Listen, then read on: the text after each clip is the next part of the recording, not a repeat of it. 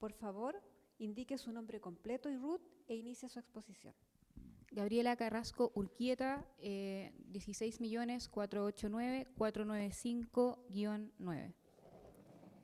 Bien, quisiera principiar señalando que vengo en mi propia representación, es decir, en mi carácter de particular. Voy a referirme en específico a la temática del Estado Social de Derecho como superación del Estado subsidiario. Y principiaré señalando que es imperativo, o cuando menos así lo considero, y creo que gran parte de la población de este país lo considera, que este concepto quede integrado adecuadamente en el texto constitucional y que su consagración sea respetada en el marco de los acuerdos que precedieron a esta instancia de generación de un texto constitucional para Chile. Voy a partir señalando también algo básico. El Estado es una inevitabilidad histórica. Es la estructura base en la que de hecho confluyen los intereses y donde se manifiesta el desarrollo vital de quienes habitamos en su territorio y que podemos conformar más de una nación. El concepto de Estado-Nación post-westfaliana, se debe recordar, ha sido latamente superado y nuestros elementos identitarios comunes, existentes como en todas las culturas, no pueden ser declarados por la subjetividad de algunos solamente, sino que tienen que ser evidenciados desde y en su ámbito material, es decir, en la realidad actual, y esto como recordatorio. En Chile somos muchas y muchos, y la manifestación del ser chileno y chilena es múltiple, válida y pluralista. Esto tiene que ser respetado. He señalado lo anterior porque no tiene que olvidarse que una sociedad política o dentro de una sociedad política es el conflicto social el que se manifiesta como la primera fuente de promoción del cambio social, siendo entonces sumamente valioso para la sociedad como motor de cambios que esto mismo ocurra o se dé. ¿Qué buscan estos cambios desde la teoría política? Nada más que hacerse cargo de dos conceptos sumamente relevantes, la desigualdad y la diferencia. La desigualdad entendida como estas disparidades que se dan entre sujetos y que se producen por la diversidad de sus derechos patrimoniales, así como de sus posiciones de poder y de sujeción, es decir, básicamente la disparidad económica y social. Y además la diferencia, entendida como aquellos rasgos específicos que diferencian y al mismo tiempo individualizan a las personas y que en cuanto tales son tutelados por los derechos fundamentales, es decir, las diferencias naturales y culturales, como lo ha entendido también Ferrajoli. En otras palabras, lo que no podemos dejar de entender es que el origen de este tránsito que hemos iniciado como país busca justamente hacerse cargo de la desigualdad imperante en Chile y de entender que nuestras diferencias tienen que ser reconocidas en un Estado que busca, o cuando menos aspira, entendemos, a formar parte de la sociedad internacional actual como un Estado moderno y no uno notoriamente retrógrado. En este caso, ambos, la desigualdad y la diferencia, solamente los podemos abordar en razón del cúmulo de derechos que son plenamente reconocidos y garantizados por el Estado. Los derechos que están relacionados a la libertad, como otorgando igual respeto a las diferencias, y los sociales como derechos que buscan justamente la reducción de las desigualdades. Con esto también quiero recordar que no es sino el mayor y más pleno reconocimiento de estos derechos la forma más básica en la que el Estado puede lidiar con los conflictos sociales.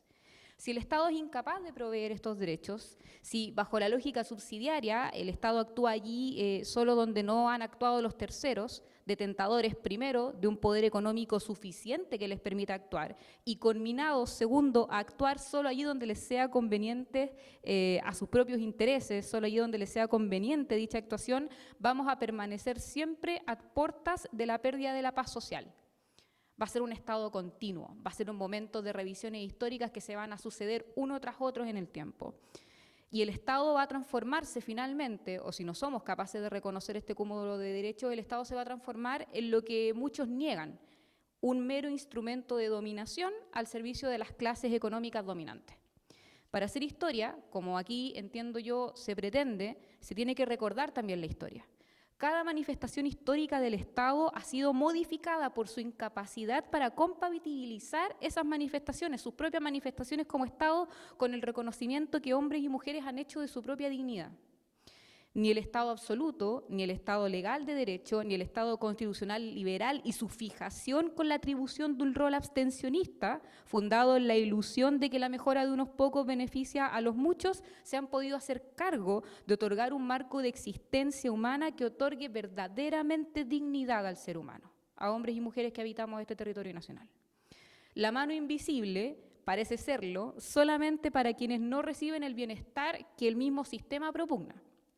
El Estado social es una reacción frente a este Estado liberal, a este Estado subsidiario.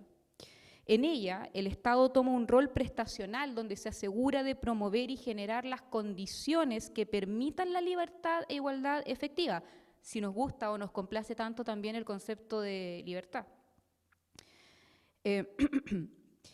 Igualmente, del carácter material que supera además el concepto meramente formal de igualdad, que es el concepto que se encuentra actualmente consagrado en el texto constitucional y que justamente por su formalidad se aleja de incidir verdaderamente en la materialidad diaria de nuestra gente.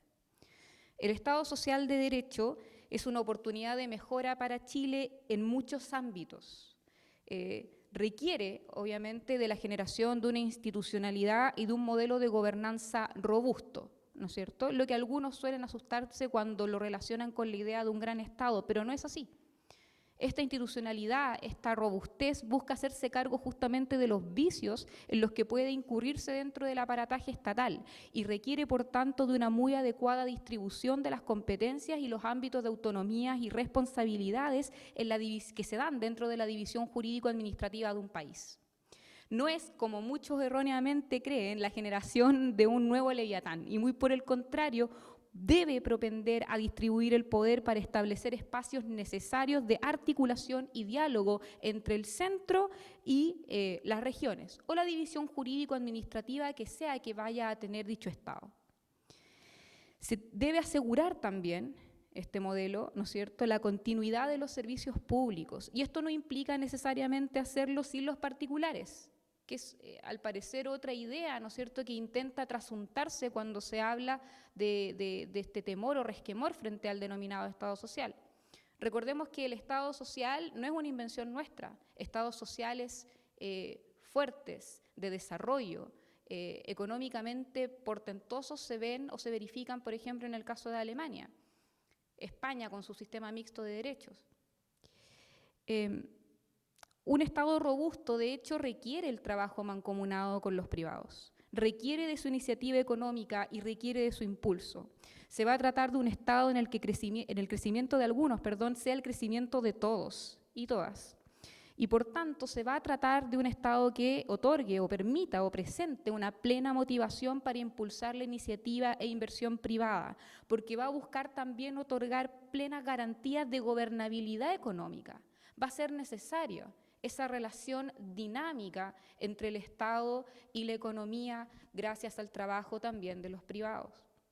Justamente esta sana interacción, este entendimiento entre la empresa, el mercado y el privado, quienes por fin reconociendo o debiendo reconocer, gracias a la estructura que nos otorga la Constitución, su deber social, le van a permitir al Estado dotarse de herramientas para hacer efectivos los derechos fundamentales, desde un régimen que sea responsable además en el reconocimiento de los derechos económicos, sociales, culturales y ambientales, entendiéndose que la gradualidad que pudiera darse de los mismos se tiene que sujetar a los principios de progresividad y no regresividad, principalmente de no regresividad.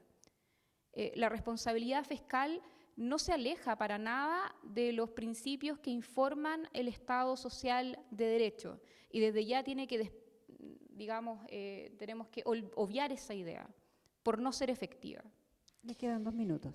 Finalmente, y con esto ya termino, creo en el Estado social y democrático de derecho como una inevitabilidad histórica, del mismo modo que lo fue el Estado, cuya necesidad los chilenos y chilenas reconocen en su vida diaria, porque cuando muchos se despiertan en las madrugadas frías, camino a trabajos que no les entregan lo suficiente para vivir con dignidad, no es lógico que se pregunten entonces ¿para qué el Estado? ¿Por qué el Estado? ¿Para qué el Estado? Si no puedo ser feliz en él. Muchas gracias. Gracias, Gabriela. Agradecemos.